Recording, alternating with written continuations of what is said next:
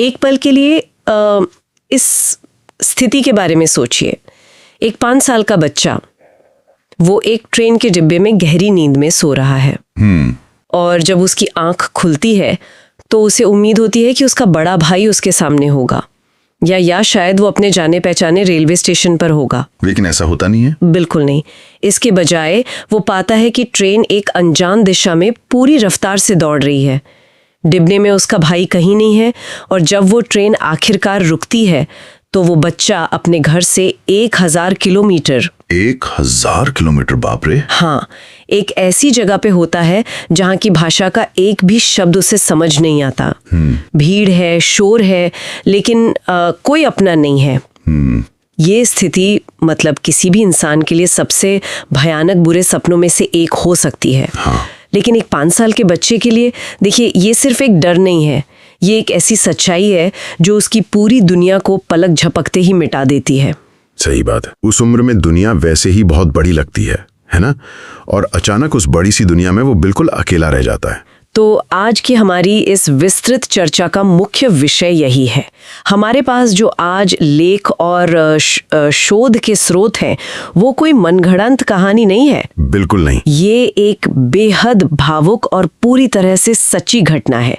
आज हमारा इस चर्चा का मिशन ये समझना है कि कैसे एक खोया हुआ बचपन पूरे 25 साल बाद 25 साल हाँ, 25 साल बाद आधुनिक तकनीक, खासतौर पर गूगल अर्थ और इंसानी यादों के एक अनोखे तालमेल से अपने असली घर वापस लौटा।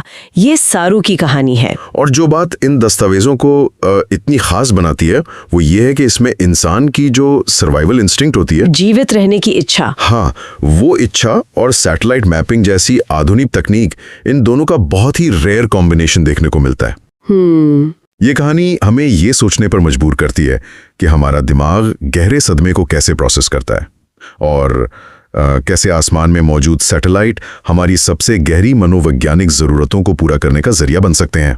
तो चलिए इस घटना की जड़ों में उतरते हैं। इस असंभव सी लगने वाली खोज को समझने के लिए हमें पहले उस भयानक स्थिति को समझना होगा जो शुरुआत में थी। बिल्कुल। दस्तावेजों के हिसाब से सारू का जन्म 1980 के दशक में मध्य प्रदेश के खंडवा के पास हुआ था। एक बेहद गरीब परिवार में। हाँ, गरीबी इतनी थी कि वो सिर्फ 5 साल की उम्र में अपने बड़े भाई के साथ काम और खाने की तलाश में रेलवे स्टेशन जाया करता था। और एक रात उसी रेलवे स्टेशन पर थकान के कारण वो एक खाली ट्रेन में सो गया। जब उसकी नींद खुली तो ट्रेन चल रही थी। वो ट्रेन उसे मध्य प्रदेश से निकालकर सीधे 1000 किलोमीटर दूर हावड़ा स्टेशन ले गई। कलकत्ता, जो आज का कोलकाता है। हाँ, बिल्कुल। यहाँ जो सबसे डरावनी बात है वो सिर्फ दूरी नहीं है। देखिए, वो बच्चा हिंदी बोलता था और अचानक वो एक ऐसे महानगर में था जहाँ हर तरफ बंगाली बोली जा रही थी। उसे ना तो अपने गांव का सही नाम पता था, ना अपनी माँ का पूरा नाम। 5 साल के बच्चे को वैसे भी क्या ही पता होता है। वही तो, हावड़ा स्टेशन जैसे विशाल स्टेशन पर एक 5 साल का बच्चा, मतलब ये ऐसा नहीं है कि कोई अपना रास्ता भूल गया हो। ये तो ऐसा है जैसे किसी को बिना किसी नक्शे के किसी दूसरे ग्रह पे छोड़ दिया गया हो। एकदम सही तुलना है। लेकिन मुझे एक बात समझ नहीं आती, एक 5 साल के बच्चे का दिमाग इतने बड़े सदमे को झेल कैसे लेता है? मतलब वो बच्चा तो वहीं टूट जाना चाहिए था। देखिए, इसके पीछे एक बहुत ही दिलचस्प और शक्तिशाली जैविक प्रक्रिया होती है। जब कोई भी बच्चा इस तरह के गहरे और अचानक सदमे से गुजरता है तो उसका दिमाग एक खास तरह के सर्वाइवल मोड में चला जाता है। Survival mode? हाँ, आपने वो फाइट और फ्लाइट रिस्पॉन्स के बारे में सुना होगा। हाँ, लड़ो या भागो वाली स्थिति, जब शरीर खतरे को भांपकर रिएक्ट करता है। बिल्कुल। लेकिन शरीर के अंदर असल में उस वक्त क्या होता है? ऐसे हालात में बच्चे के दिमाग में एड्रेनलिन हार्मोन का एकदम से रिसाव होता है। अच्छा। ये हार्मोन दिमाग के उस हिस्से को, जिसे हम प्रीफ्रंटल कॉर्टेक्स कहते हैं, जो कि हमारे तर्क, भविष्य की प्लानिंग और भाषा के लिए जिम्मेदार होता है, उसे कुछ समय के लिए एकदम सुन्न कर देता है। बाप रे। और सारा नियंत्रण एमिगडाला के पास चला जाता है। एमिगडाला मतलब वो हिस्सा जो बुनियादी वृत्तियों और खतरे को संभालता है। प्राइमल इंस्टिंक्ट्स है ना। उस बच्चे के लिए कल क्या होगा या कल क्या हुआ था, वो सब मिट जाता है। सिर्फ आज बचता है। हाँ, उसका पूरा ध्यान सिर्फ इस पल पर केंद्रित हो जाता है कि आज खाना कहाँ से मिलेगा, आज रात किस कोने में छुपकर सोना है ताकि कोई नुकसान ना पहुंचाए। तो इसका मतलब ये है कि उसका दिमाग उसे बचाए रखने के लिए उसकी सोच का दायरा एकदम सिकोड़ देता है। बिल्कुल। वो सिर्फ एक मशीन बन जाता है जिसे हर हाल में अगली सुबह तक जिंदा रहना है। एकदम सही कहा आपने। दस्तावेजों से पता चलता है कि कोलकाता की उन बेरहम सड़कों पर हफ्तों तक सारू ने बस इसी तंत्र के सहारे अपनी जान बचाई। उसने कूड़ेदानों से खाना खाया। बहुत दुखद है ये। हाँ, असामाजिक तत्वों से खुद को बचाया और फिर किस्मत से उसे एक अनाथालय ले जाया गया। और अनाथालय पहुंचने के बाद उसकी जिंदगी में एक ऐसा मोड़ आता है जो भौगोलिक और सांस्कृतिक दोनों ही रूपों में एक बहुत बड़ी छलांग है। ऑस्ट्रेलिया वाली बात। हाँ, उसे ऑस्ट्रेलिया के एक दंपति सू और जॉन ब्रियरली ने गोद ले लिया। वो भारत की उन अराजक सड़कों से निकलकर सीधा ऑस्ट्रेलिया के तस्मानिया पहुंच जाता है। एकदम अलग ही दुनिया। बिल्कुल।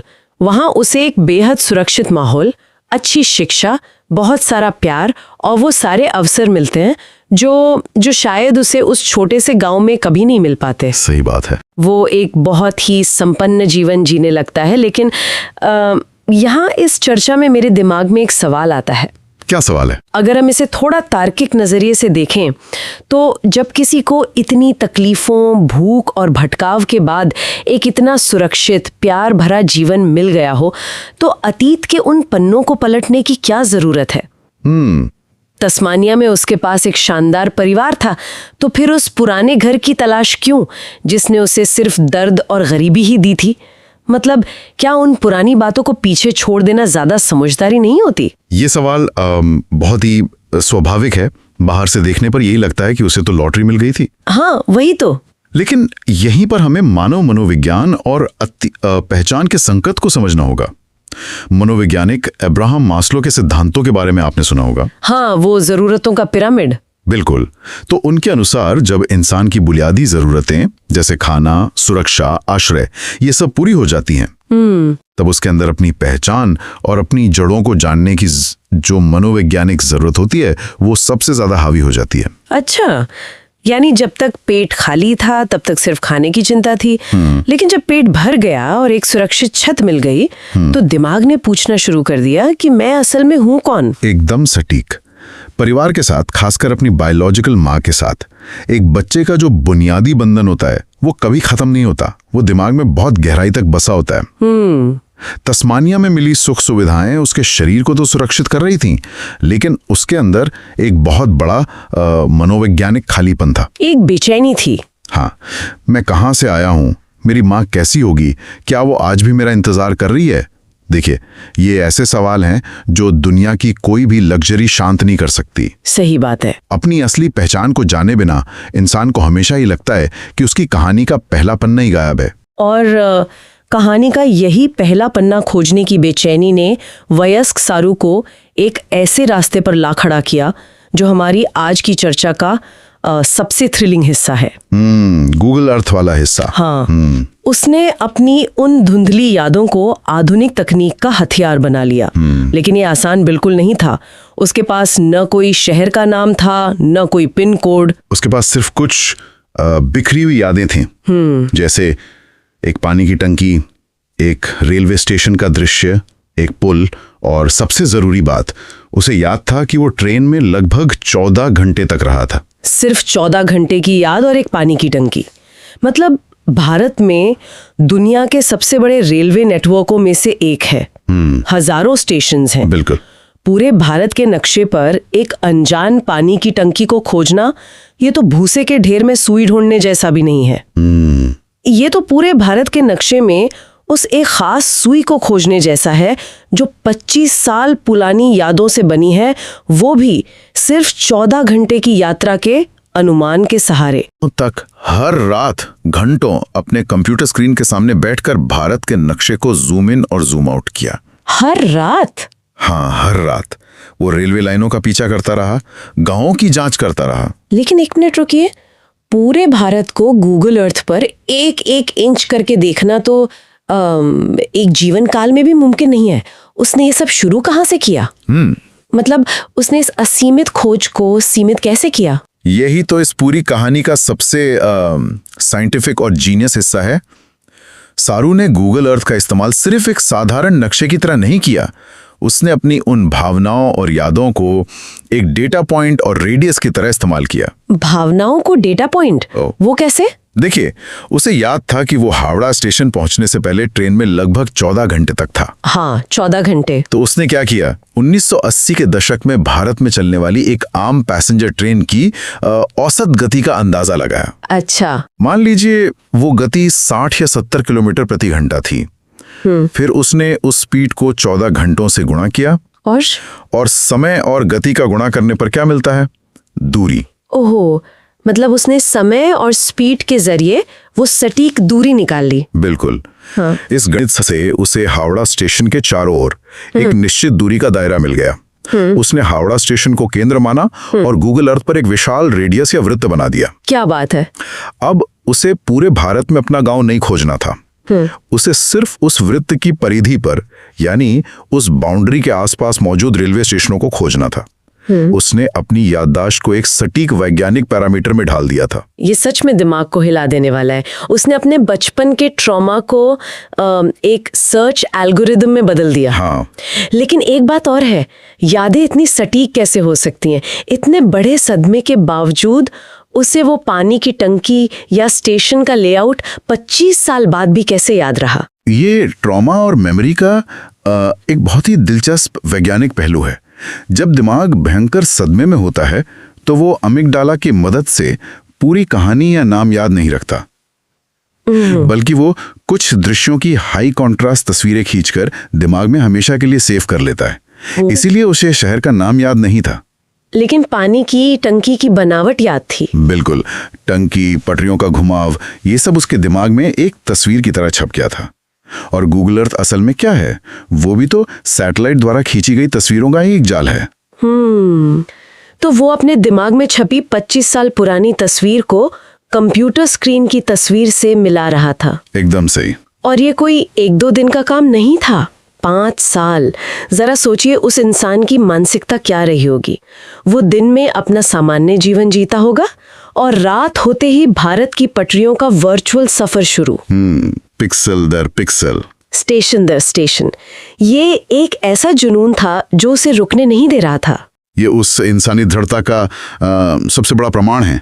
और आखिरकार 5 साल की उस थका देने वाली डिजिटल खोज का एक नतीजा निकला। हाँ। उसे स्क्रीन पर एक ऐसी जगह दिखी जो बिल्कुल उसकी बचपन की यादों से मेल खाती थी। वही स्टेशन, वही पानी की टंकी, वो जगह थी मध्य प्रदेश के खंडवा के पास स्थित उसका अपना इलाका। और अब उस वर्चुअल दुनिया की खोज को असल दुनिया की सच्चाई से टकराना था। दस्तावेजों के मुताबिक साल 2012 में पूरे 25 साल बाद सारू भारत वापस लौटा। 25 साल बाद घर वापसी। हाँ, वो अपने गांव पहुंचा और अपनी माँ को खोज निकाला। सोचिए वो पल कैसा रहा होगा। हमारी स्रोत सामग्री में ये पुनर्मिलन बहुत ही भावुक कर देने वाला है। बिल्कुल। उसकी माँ ने इतने सालों में कभी अपना घर नहीं बदला था। उसने कभी उम्मीद नहीं छोड़ी थी कि उसका बेटा एक दिन वापस आएगा। एक माँ का 25 साल तक इंतजार करना और उस बच्चे का सैटेलाइट के जरिए रास्ता खोज कर वापस आना, ये बताता है कि उम्मीद से बड़ी कोई ताकत नहीं है। इस अविश्वसनीय कहानी पर 2016 में एक विश्व प्रसिद्ध हॉलीवुड फिल्म भी बनी जिसका नाम था लायन। हाँ, जिसमें देव पटेल ने मुख्य भूमिका निभाई थी। बिल्कुल। लेकिन इस फिल्म के नाम और हमारी आज की चर्चा के स्रोतों में एक सबसे बड़ा रहस्योद्घाटन छुपा है। नाम को लेकर जो बात है। हाँ, फिल्म का नाम लायन इसलिए है क्योंकि बचपन में सारू का असली नाम सारू था ही नहीं। बिल्कुल नहीं। उसका असली नाम शेरू था, जिसका मतलब शेर या लायन होता है।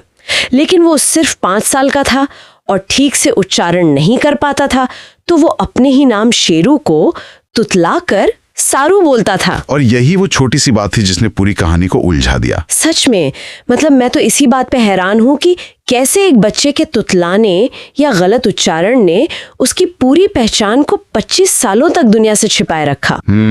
अगर वो अपना नाम सही से शेरू बता पाता तो शायद पुलिस उसे कुछ ही दिनों में घर पहुंचा देती। देखिए, अगर हम इसे एक बड़े नजरिए से देखें तो ये दिखाता है कि अंततः विज्ञान और तकनीक को मानवीय भावनाओं और एक माँ के अटूट विश्वास के सामने झुकना ही पड़ता है। तकनीक सिर्फ एक जरिया थी, असली ताकत तो वो उम्मीद थी जो 25 सालों तक जिंदा रही। तकनीक रास्ता दिखा सकती है, लेकिन चलने का संकल्प तो इंसान को ही करना पड़ता है। सही बात है। और अब होस्ट और विशेषज्ञ के तौर पर अगर हम इन स्रोतों से मिले मुख्य निष्कर्षों को समेटें, तो ये समझना जरूरी है कि स्मृति, दृढ़ता और तकनीक, अगर इन तीनों का सही तालमेल हो तो किसी भी असंभव काम को संभव बनाया जा सकता है। बिल्कुल। ये कहानी सिखाती है कि हमारी डिजिटल दुनिया में मौजूद ये उपकरण अगर सही इरादे के साथ इस्तेमाल किए जाएं तो ये जीवन बदलने की ताकत रखते हैं। एकदम सही। और चर्चा का अंत करते हुए मैं एक गहरे विचार के साथ इस एपिसोड मेरा मतलब है इस विश्लेषण को विराम देना चाहूंगी। क्या विचार है? अगर एक 5 साल के बच्चे की पानी की टंकी और ट्रेन की गति जैसी धुंधली यादें सैटेलाइट मैप्स की मदद से 25 साल बाद एक परिवार को फिर से मिला सकती हैं, तो जरा सोचिए कि मानव इतिहास के और कितने ऐसे खोए हुए हिस्से होंगे। सच में लोगों की व्यक्तिगत पहचान की कितनी कहानियां होंगी जो हमारे द्वारा रोजमर्रा में इस्तेमाल किए जाने वाले इन साधारण डिजिटल उपकरणों के जरिए दोबारा खोजे जाने का इंतजार कर रही हैं। ये वाकई में सोचने पर मजबूर कर देने वाला सवाल है। बिल्कुल। तो आज के इस गहन विश्लेषण में बस इतना ही। सीखते रहिए और चीजों को एक नए नजरिए से देखते रहिए।